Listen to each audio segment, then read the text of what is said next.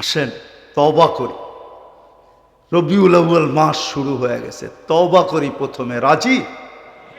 কে কে রাজি তওবা করতে? পাক্কা?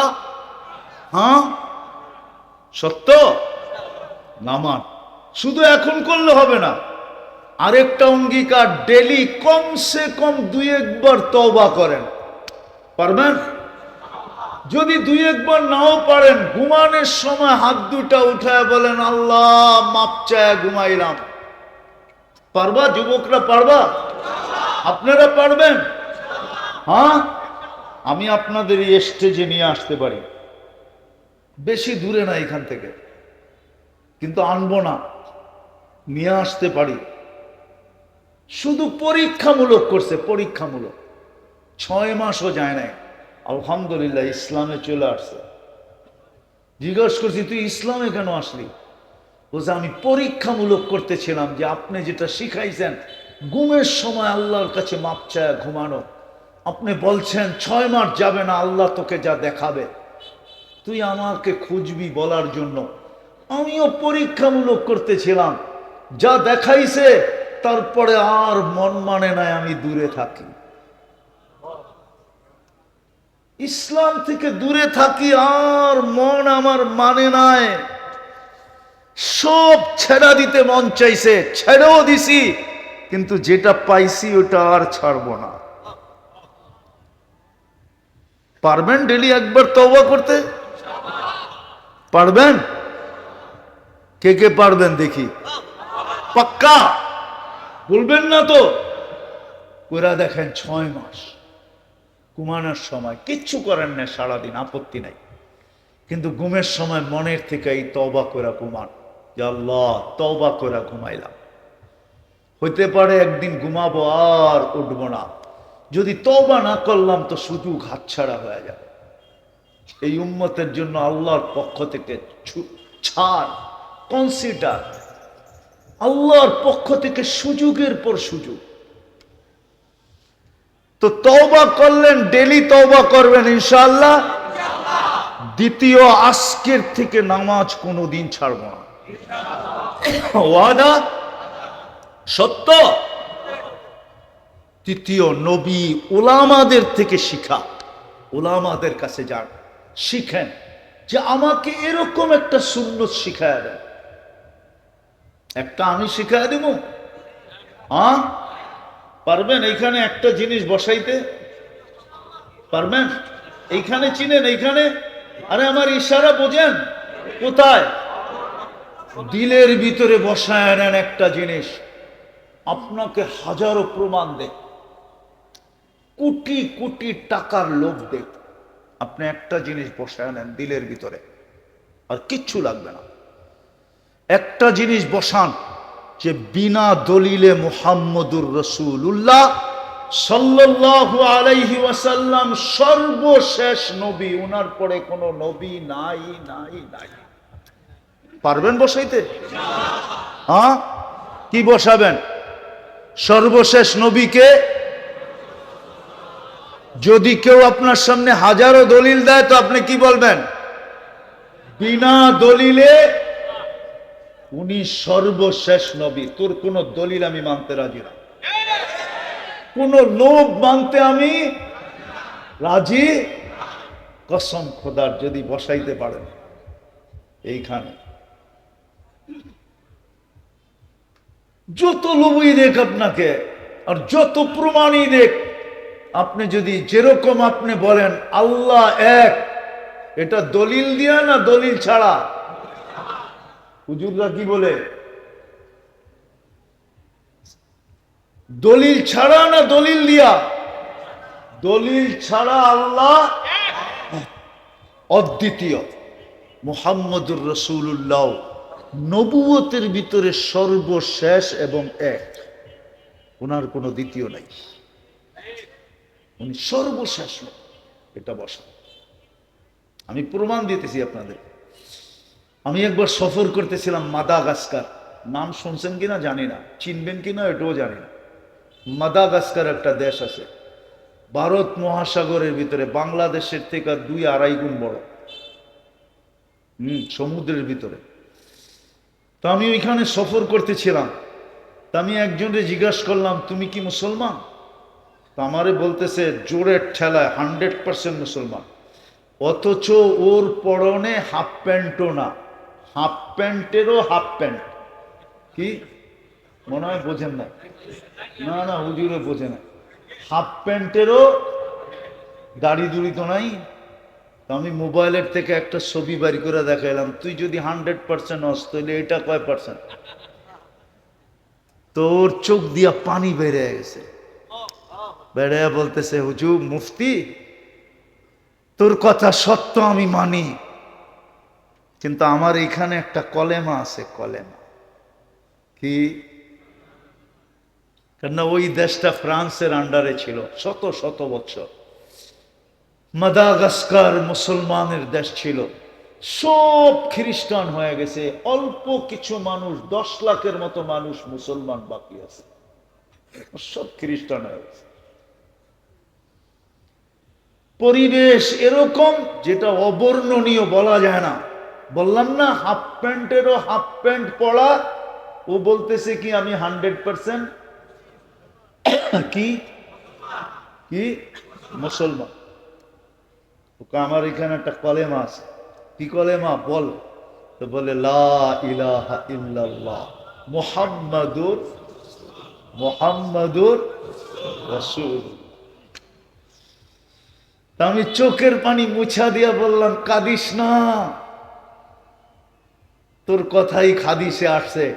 আবু যর রাদিয়াল্লাহু তাআলা আনহুকে আল্লাহর রাসূল বলছেন যে নামাজ থাকবে না, রোজা থাকবে না, হজ থাকবে না, যাকাত থাকবে না, চিনার কোনো উপায় থাকবে না, শুধু এইখানে একটা কলেমা থাকবে, ওই কলেমা ওকে জান্নাতে নিয়ে যাবে।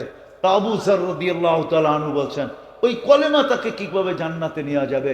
তো আল্লাহর রাসূল বলছে ওয়ালাউ রাগিফা আনফা আবা যর, তুই যদি কিয়ামত পর্যন্ত নাক মাটির ভিতরে ডলতে থাকস, তারপর ওই কলেমা তাকে জান্নাতে নিয়ে যাবে যাবে যাবে যাবে।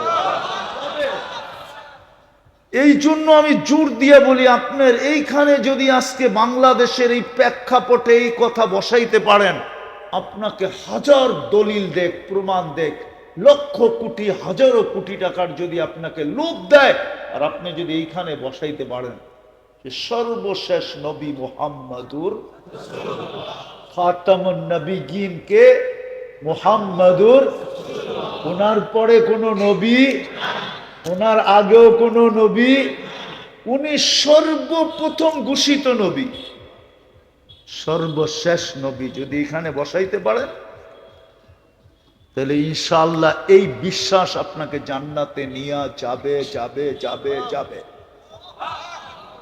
আর যদি একটু আপনার এটার ভিতরে সুতা পরিমাণও যদি এদিক ওদিক হলো, তাহলে ফাঁসা যাবে। বর্তমান প্রেক্ষাপটে এটা দিলে বসানো সবার জন্য জরুরি। শুধু বসানো না, এটাই প্রচার করো। আমি যুবকদেরকে বলি তোমরা এটাই প্রচার করো, সর্বশেষ নবী কে?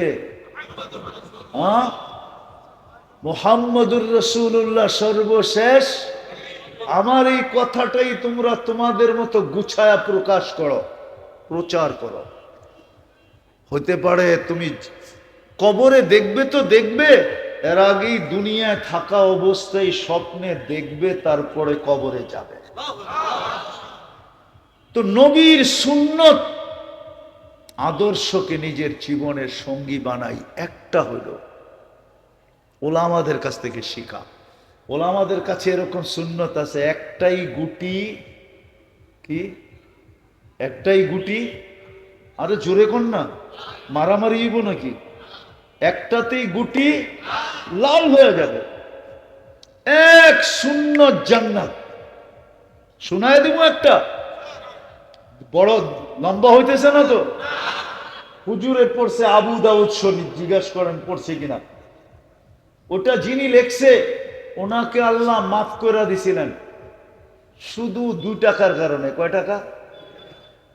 খালের ওই পারে একজনে হাসি দিছে, আর হাসি দিয়া জোরে বলছে আলহামদুলিল্লাহ। এখন হাসির জবাব দেওয়া সুন্নত, ইয়ারহামুকাল্লাহ বলা সুন্নত। যে আলহামদুলিল্লাহ শুনবে সে ইয়ারহামুকাল্লাহ বলবে, কিন্তু ওনার আওয়াজ ছিল ক্ষীণ।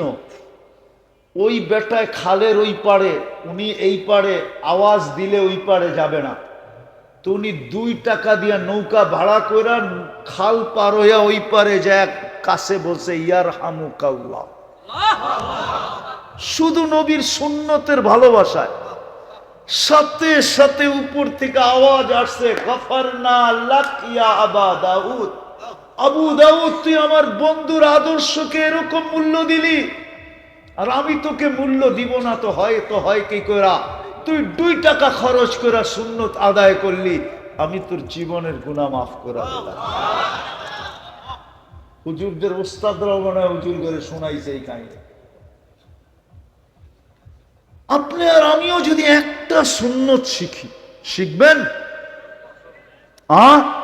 আরে হুজুরদের কাছ থেকে শিখবেন, একটা শিখেন যেটা দিয়ে পার হয়ে যাবেন, তাইলে আজকের এই সিরাতুন নবী। আর আপনি মানবেন না তো মানবেন না কেন, ওইদিকে গেলে লম্বা হয়ে যাবে। একটু বলি, কমসে কম যিনি 23 বছর আপনার জন্য চোখের পানি থামতে দেয় না, 23 বছর যিনি টানা কাঁদছেন। জিবরিল মিকাইল জিজ্ঞাসা করছে মাজাল আরাকা তাবকি, যখনই দেখি কাঁদেন কেন, তো বলছে উম্মতের জন্য আমার চোখের পানি থামে। যিনি কাঁদতে কাঁদতে দুনিয়ার থেকে চলে গেছে, যিনি এখনো কবরে আমাদের জন্য কাঁদেন, যিনি কবর থেকে উঠবে আমাদের জন্য কাঁদতে কাঁদতে, ইয়াকুম ওয়ায়াবকি ওয়ায়াকুল জিবরিল আইনা উম্মতি, উঠবে কাঁদতে কাঁদতে আর বলতে বলতে আর বলবে জিবরিল আমার উম্মত কোথায়, ময়দান তো খালি।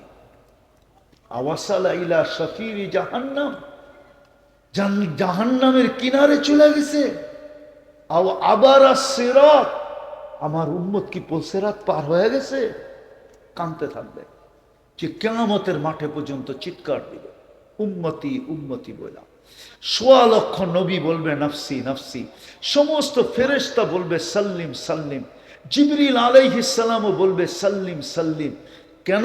লিয়ান্না রব কাদিবা লাম ইয়াকদাব ক্বাবলু ওয়া লাম ইয়াকদাব বাদু। ওই দিন আল্লাহ এরকম রাগ হবে, এর পূর্বে কখনো হয় না, এর পরে কখনো হবেন না, এরকম রাগ আল্লাহ ওই দিন হবে। সব নফসি নফসি আর সাল্লিম সাল্লিম বলতে থাকবে। শুধু কিয়ামতের মাঠে এক ব্যক্তি এই মাথার থেকে ওই মাথায় ছুটবে, একবার হাউজে কাউসারে দৌড়াবে, একবার মিজানের কাছে আসবে, একবার পুলসিরাতের কাছে যাবে, আর মধ্যের রাস্তায় খালি চিৎকার দিবে রব্বি উম্মতি উম্মতি উম্মতি উম্মতি, রব আমার উম্মত আমার উম্মত।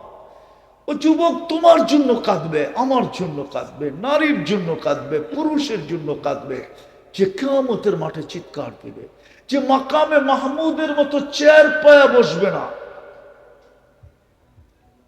মাকামে মাহমুদের মতো চেয়ার রাখা থাকবে। কোন আলেম আমাকে প্রমাণ দিতে পারবে না 1 সেকেন্ডের জন্য বসবেন না, শুধু হাতলের উপরে হাত রাখা দাঁড়ায় থাকবে, বলবে আমি বসবো না। আমি তো 3 জায়গায় উম্মতের জন্য ছুটতে থাকবো আর চিৎকার দিতে থাকবো, পিছন থেকে আল্লাহ আওয়াজ দিতে থাকবে সালতোতা, বন্ধু চাইতে থাকেন আমি দিতে থাকবো, শাফি তুশাফা সুপারিশ করতে থাকেন আমি মঞ্জুর করতে থাকবো, তারপরও চিৎকার থামাইতে পারবে না। কেননা দুনিয়ার থেকে বলতে বলতে গেছেন লান আরদা হাত্তা ইয়াকুনা ওয়াহিদ মিন উম্মতি ফিন নার, একজন উম্মত জাহান্নামে থাকা পর্যন্ত আমি আপনার উপরে রাজি হব না না না না।